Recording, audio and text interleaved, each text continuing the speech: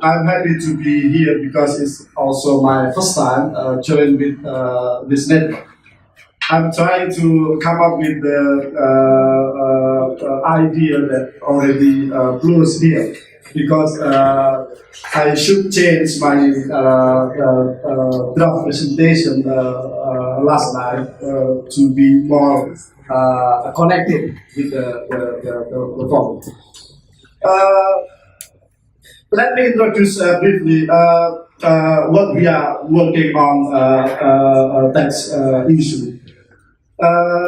One decade ago, a lot of CSO come up with the anti-corruption issue, with the good governance issue, with the transparency and so on and so forth.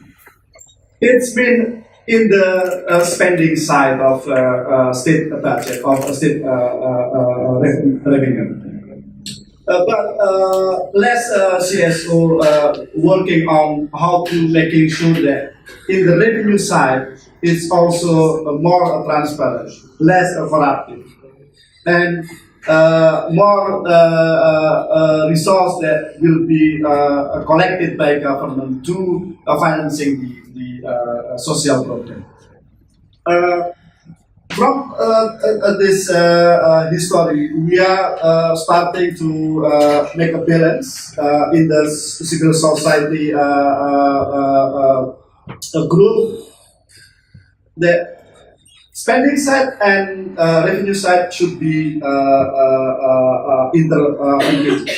So we have a statement that fiscal, in terms of tax and state budget system, it's a represent current society, and the relation between common people and the market or capital is and the government. So the fiscal reflect our society.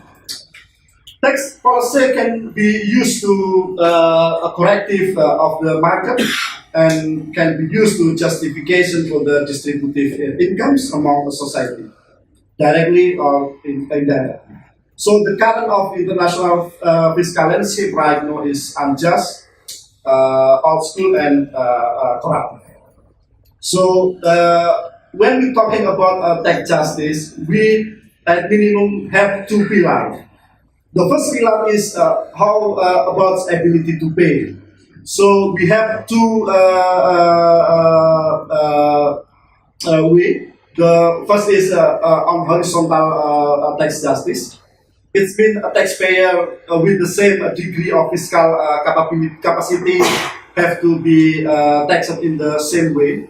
So we call co-responsibility. It's in the practical we have VAT. It's a better taxation in my opinion because. Super rich people with the poor people pay the same time.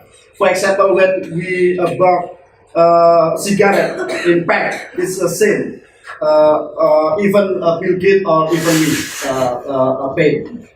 The second is vertical tax justice. How a taxpayer with the different fiscal capacities have to be taxed differently. Rich people pay more than poor people or medium people. The second pillar of tax justice is redistribution. How the progressive tax rate, where this pay more than salariat or precariat like us. And then the second is a law enforcement. We have the punishment to companies that they are doing tax evasion and avoidance. And the last is state budget policy. How to making sure the social economics programs goes to common people more in terms of number and quality, and how to public services also improve, and health, education, and basic income also implement. The current situation right now, we are on the wrong way. For example, we are ignoring the redistribution aspect in many countries. So the second is we are also happy to tax consumption or sales tax, value added tax. and then less corporate tax contribution, a lot of tax holiday, a lot of tax amnesty, a lot of incentive and exemptions. Many reasons that a government give the policy, but many policy on incentive not effective directly, even on to attract investment like government reason.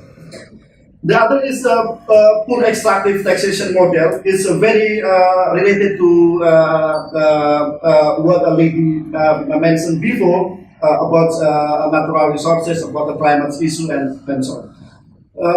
And then a poor performance of other assets, for example, property tax and income taxes on capital gains. And then major challenges taxing super rich people in South and in North. Both of super rich people usually easy to avoid to not comply with taxation.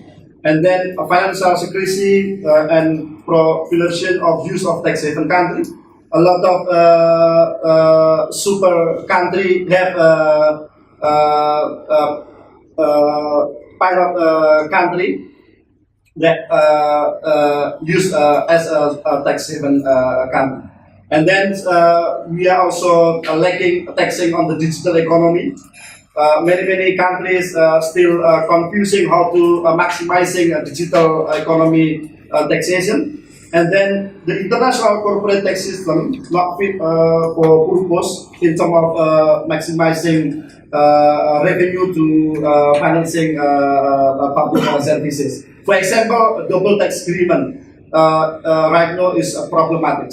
I will give a case between Indonesia and Netherlands tax agreement and how to the corporate make foreign practices in use of DPA.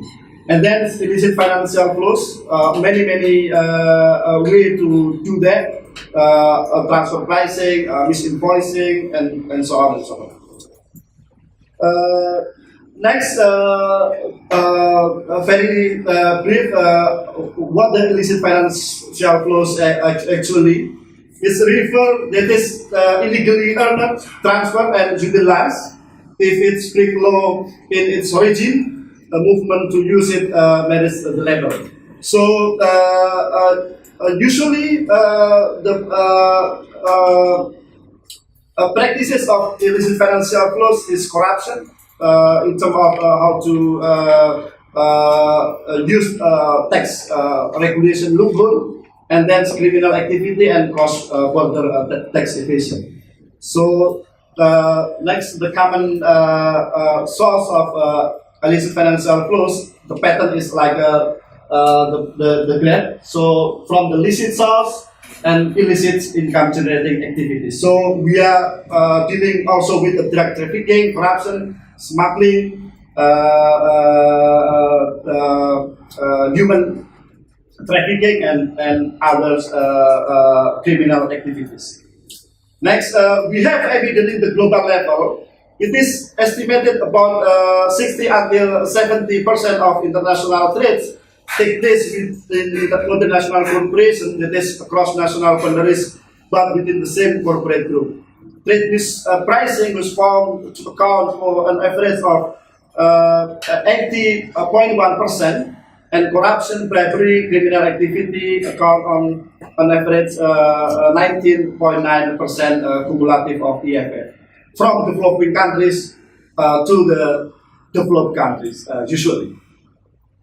So the conservative estimated of EFF from 1 decade ago is very huge, 5.86 trillion US dollar.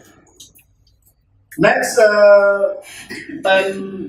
just to complete evidence, the number of money that already estimated by some organizations. So every $1 US goes to developing country as a foreign assistance.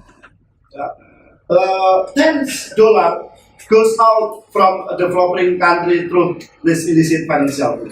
So it's a very problematic, and it will be make a developing country depend to the developed country. It's a picture that show the regional share. Next, sorry. Of illicit. The biggest one is Asia. So if we looking some evidence from some organization,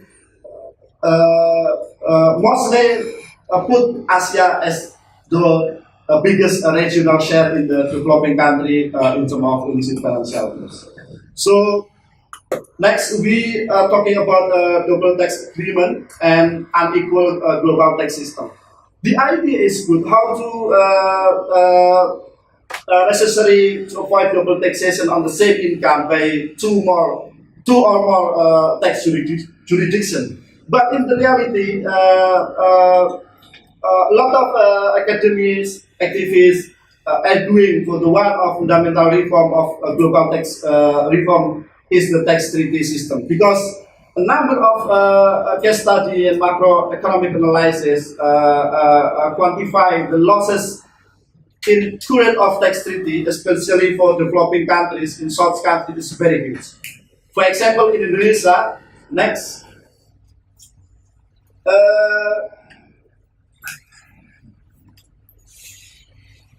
56 billion euro annually, to the tax treaty with Netherlands. And then child from basic, Dutch SPS passed euro 0.6 billion in 2010. It's a very huge money. Of course, it will be make a developing country like Indonesia suffering on how to get more domestic resource to financing the development. Next, the last, because some people already give a sign. Yes. It's our common agenda future on tax justice. I spread three pillars. One is consolidating. How to consolidating at the national, regional, and global level to address tax justice as a global common. The tax justice can be achieved when put in the domain of social justice, so not far from social justice.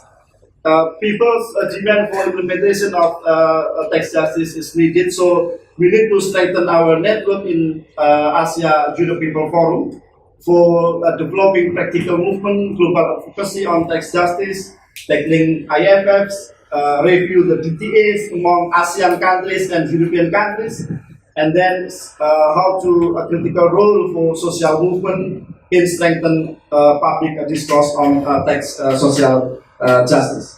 And last is how to widening a global partnership beyond the current movement, how to channeling tax justice and social justice to the citizen demand for basic services, human rights and economic rights into the political contestation. We should running in the political contestation if we are working on a tax issue. And the last is a critical engagement with tax authority, government, corporate for implementation, the social and tax justice field. Thank you.